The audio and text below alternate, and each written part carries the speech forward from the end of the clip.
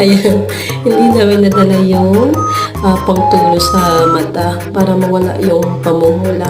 Napuying kasi siya. So, ayan, gora na ulit kami. Mag-rides na ulit kami. Medyo okay na yung mata ni Jowa. So, ayan, for the rides, go na ulit kami. So, ayan, doble ingat lang din.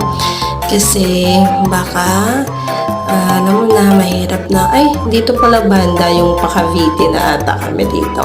Lapit na. Medyo traffic siya guys. Legit talaga. Mga anong oras na kasi kami nagbiyahe. So, ayan. Naabutan na kami ng traffic. So, ayan. Nasa Imus Kawit na kami. Cavite. Ayan.